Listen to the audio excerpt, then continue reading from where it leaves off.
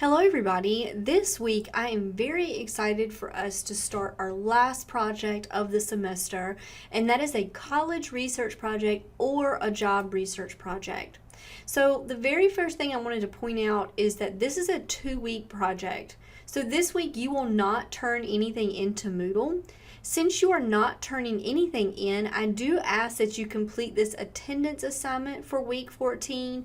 That is just kind of you saying, hey, I'm still here and I'm working on my project, and then I realize that it's not due until next week.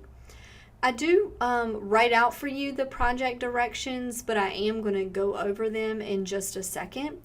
Right below the project directions, you will see the project assignments. I do want to stress to you that you have a choice. And so there's a job research project and a college research project. You pick which one based upon your intentions upon graduation from Carteret. So if you tend to go directly into employment, I would encourage you to do the job research project. If you plan to transfer to another community college or you plan to transfer to a university, do the college research project. Now, I have had students in the past want to do both or want to try to combine both. That is completely fine by me. If you want to complete in the job research project the interview and the resume portion and then research one college from the college research project, I'm fine with you combining the two. Otherwise, again, you have a choice. You can do the job research project in its entirety, or you can do the college research project in its entirety. The college research project does require, if you're just doing that project, it does require that you research at least 2 colleges or universities. Let's take a look at those projects. So if you're going to do the job research project, the first thing you're going to do is find a job posting. And so this would be a job that you would apply for if you were ready to graduate from Carteret. And so you're going to find a job posting URL. You're going to tell me a little bit about the company, its address, phone number, email. You're going to give me some information about the job from the job posting. And then you're going to research this company. So again, this is a company that you could envision yourself working for one day when you graduate. I will tell you, I've sat on many of interview committees here at the college. When a person walks into an interview and they can tell you about the company because they've done their research, it is so impressive in an interview. So this is essentially you getting ready for an interview and doing your homework about this company. Speaking of interview, the next thing you're going to do as part of this project is a bit of interview preparation. So these are some common questions that are typically asked in an interview. This is going to give you an opportunity to kind of think through your answers. What would you say as answers to these questions?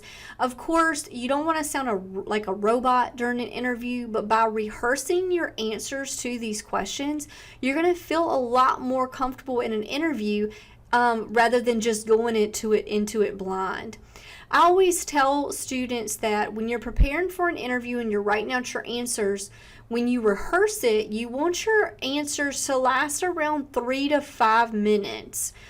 You don't want your answers to be too short. You definitely don't want your answers to be too long. And so again, if you're rehearsing your answers with somebody, aim for about 3 to 5 minutes for your answers here. And so there are 11 questions for you to answer. And then finally down here at the bottom, you're going to draft a resume.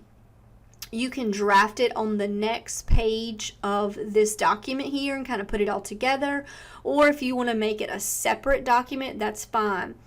I am not giving you any templates per se or any restrictions on what I expect your resume to look like. However, I am giving you a lot of resources this week on how to write a resume. So let's look at some of these resources that I have posted for you for the job research project. And so underneath the job research project, this section, if you go to read more, I'm going to explain to you all the different sections of a resume and what I'm looking for here. This section has the do's and don'ts of resume writing. Make sure you read this. Like, one of the big don'ts of resume writing is you don't want personal pronouns. So when I read your resume, I don't want to see things like I, me, or my, or myself. I would not suggest just pulling up a Word document and trying to just write a resume from scratch.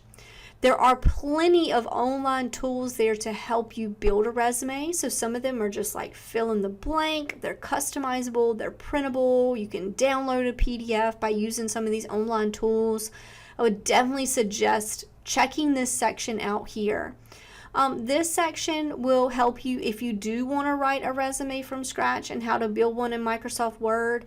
Microsoft Word also has a bunch of templates just like here with the online tools that you can use.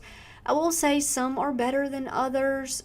Just be careful with some of them that you use. I would rather you use the online tools here to build a resume. This is an example resume for a recent college graduate.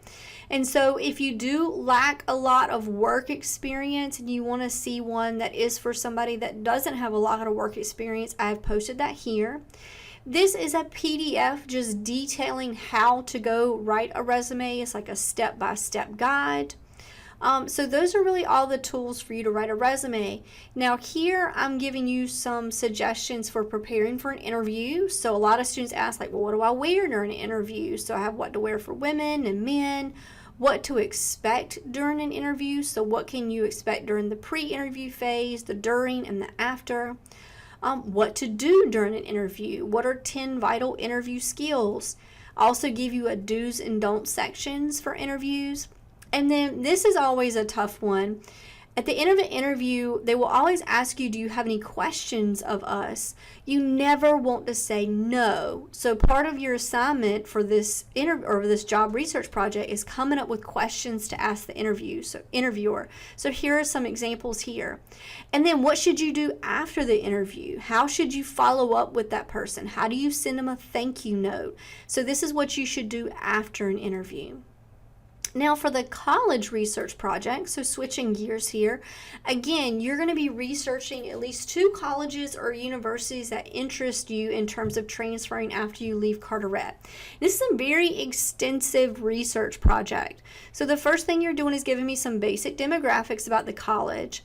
You're giving me answers to admission, so how many students apply? What's the acceptance rate? What are the things that you'll need to turn in? What are the deadlines for applying? Make sure that when you look at the deadlines, you're looking at transfer admission and not a freshman admission. It's a lot different coming as a transfer student rather than coming in as a transfer rather than a student that's coming directly out of high school. You're going to be looking at tuition and aid. So can you get scholarships? Can you get loans? What do you need to fill out? What is going to be the cost of attendance? You're going to be looking at academics. So do they have the majors and minors that you would like? What's the class size? When are you going to, how on the average, how many years are people taking to graduate? You're going to be also looking at student life and support services. So how are you going to get around? Is there parking spaces? Do you have health and wellness services? Do you have a gym? Can you study abroad? What kind of clubs and organizations can you be a part of? And then at the end, you're going to write a little paragraph that tells me, what did you find out from doing this project? What things did you like? What things did you not like? Now, a lot of the information for this project will come directly from the university or college's website. Now, there are some questions that ask for some numerical data, like, for example, how many students apply. I gave you at the bottom of this week 3 different websites that could help you out tremendously with those type of questions. College Navigator is definitely one that I would recommend. You can search for about any college under the sun, and I'll kind of show you what kind of information it's going to give you here. So it'll give you some general information. Here's tuition fee, financial aid, all those questions asking about admission and enrollment. Basically any statistical data that you need, you're going to be able to find on College Navigator. If you can't find it on College Navigator, the other 2 are great resources as well to help you answer those questions. But if you have any questions at all about either of these projects, please do not hesitate to ask. Again, this week you're just getting started with the project. All you have to turn into me is the attendance assignment. However, do not wait until the last minute to start this project. As you can see, it is extensive. There is a reason why I have given you 2 weeks for it. Students usually do find this to be a very beneficial project as long as you're allowing yourself the time to actually complete it. Again, if you have any questions, just let me know.